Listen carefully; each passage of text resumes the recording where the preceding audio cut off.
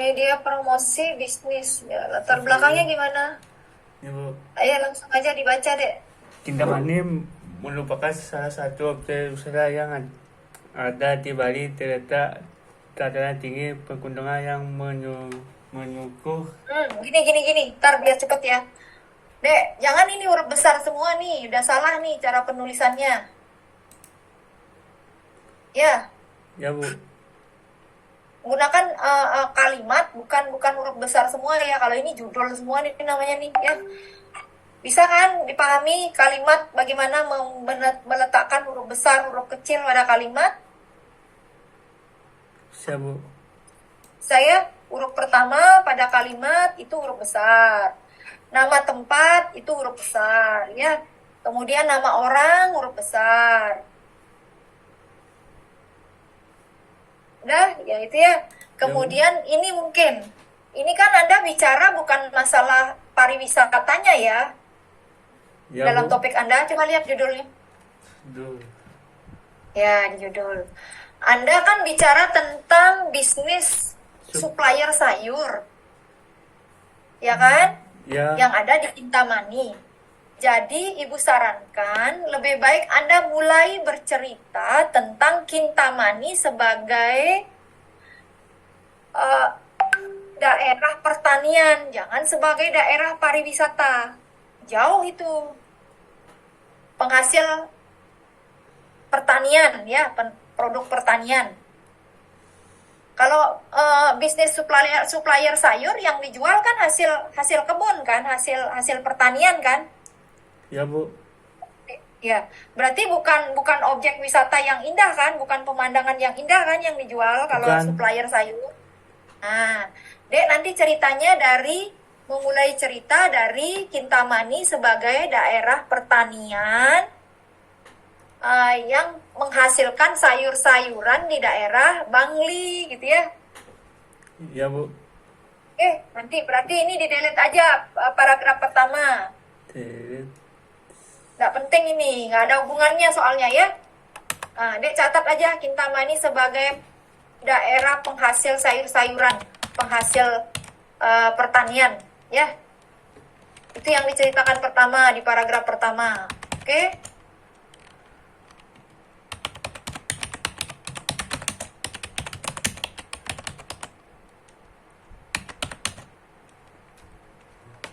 Hasilkan sayur-sayuran, sayur mayur gitu lah, entah tomat, kemudian sawi dan lain-lain semua teman-temannya itu ya. Kemudian pada paragraf kedua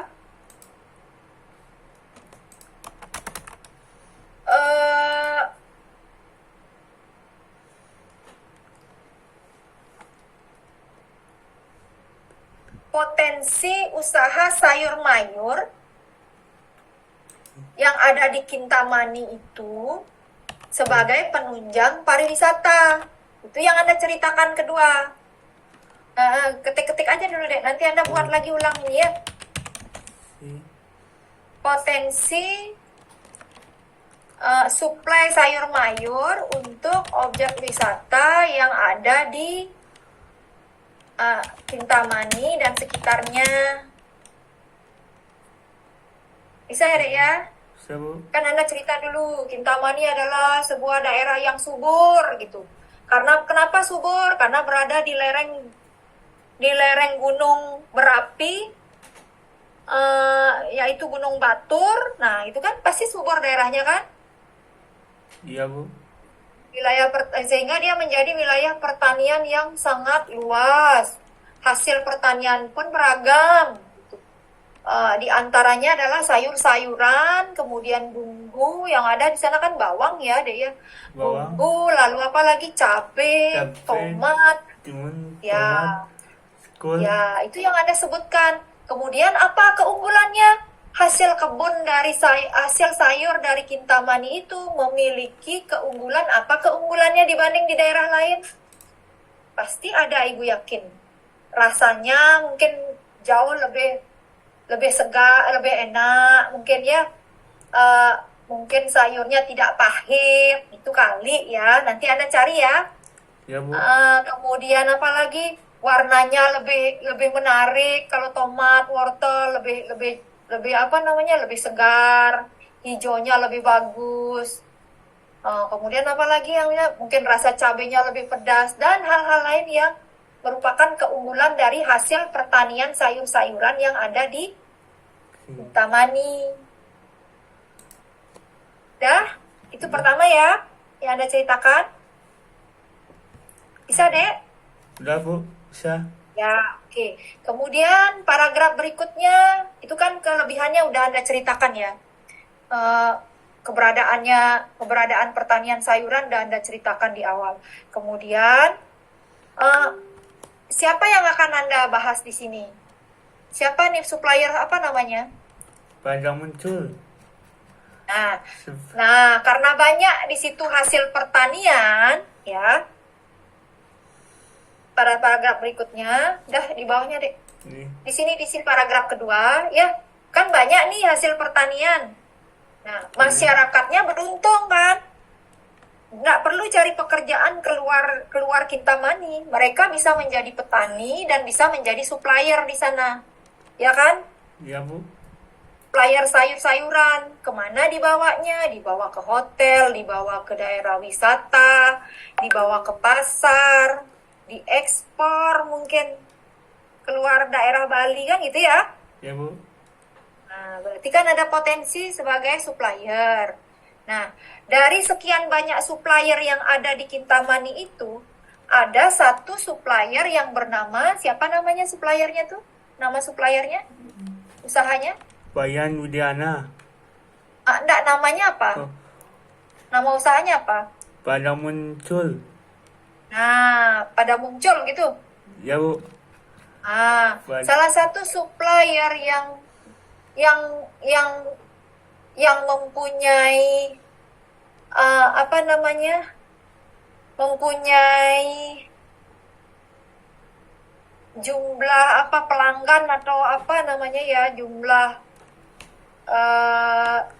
salah satu supplier yang cukup besar yang menjual sayur-sayuran hasil pertanian di Kintamani itu ada yang namanya Padang Muncul. Baru Anda cerita tentang Padang Muncul ini. Apa kelebihannya Padang Muncul? Harganya lebih murah mungkin ya. Ya Bu. Dari hasil wawancara Anda, apa yang Anda dapat tentang Padang Muncul ini?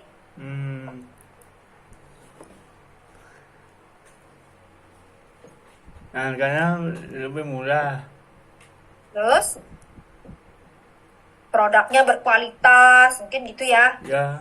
Nah, itu dah Anda sebutkan keunggulan si Padang Muncul ini dibandingkan dengan kompetitornya atau supplier-supplier yang lain.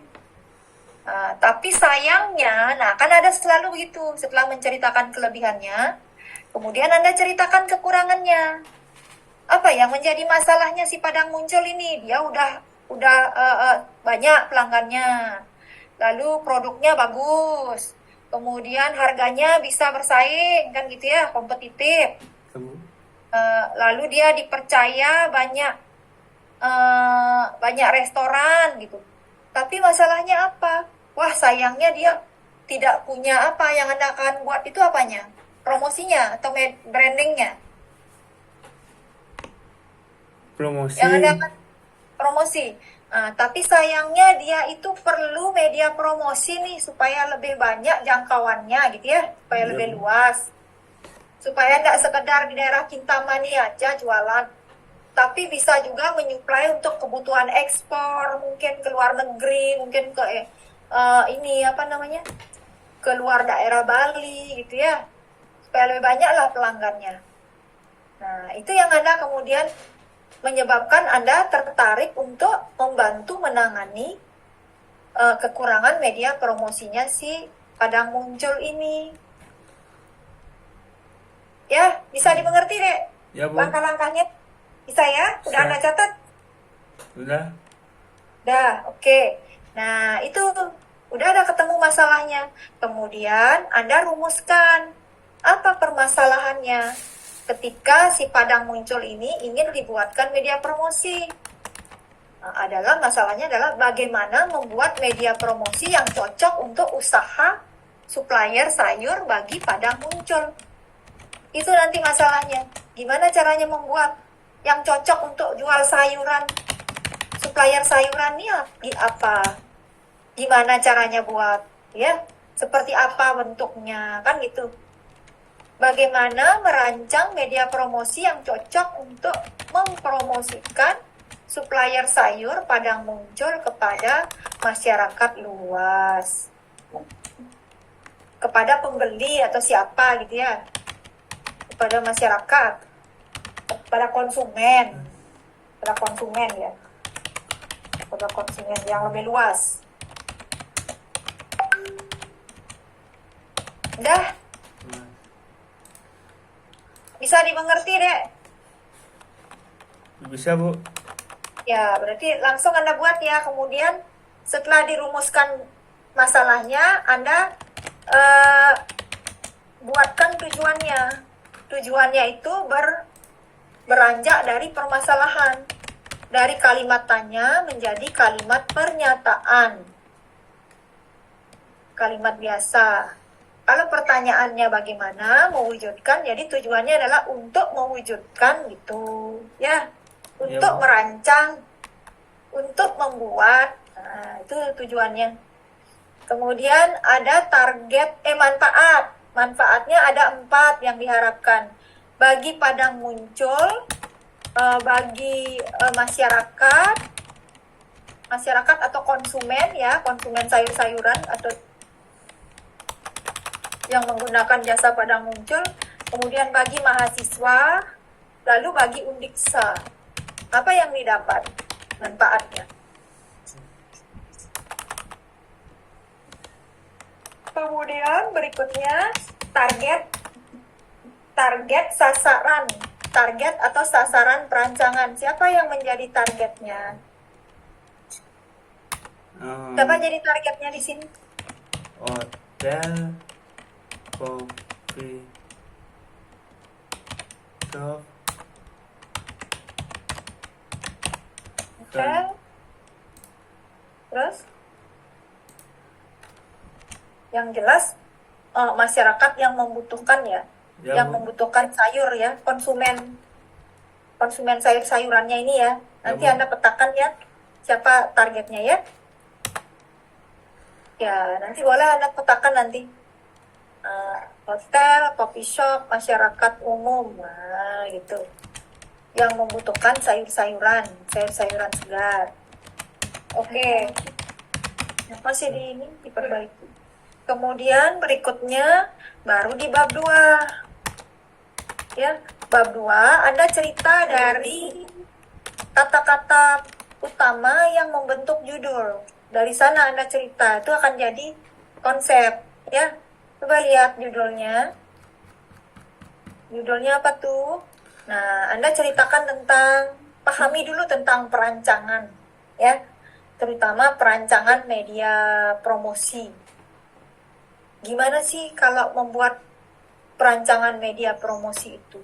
Apa teorinya yang bagus? Gimana teori yang bagus untuk membuat perancangan media promosi? Ya.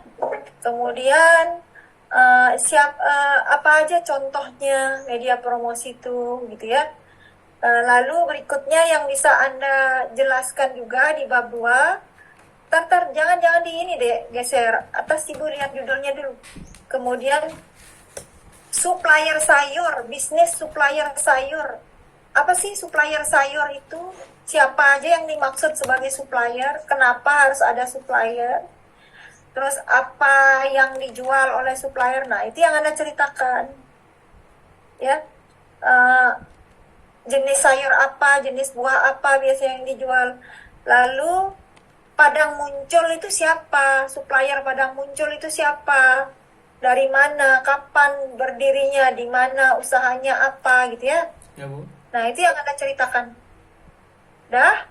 Setelah itu baru masuk ke bab 3. Di bab 3 Anda ceritakan proses Anda melakukan perancangan, mulai dari melakukan observasi awal, lalu kemudian mendokumentasikan, lalu mencari referensi, ya.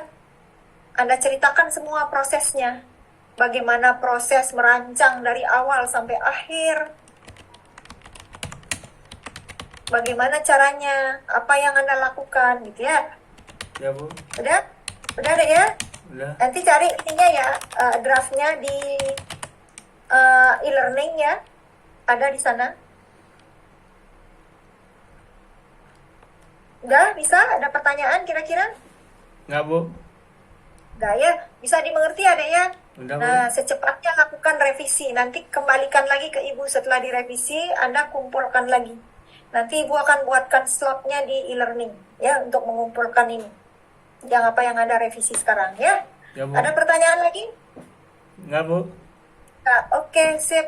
Kemudian berikutnya siapa? Saya Bu. Ya, silakan.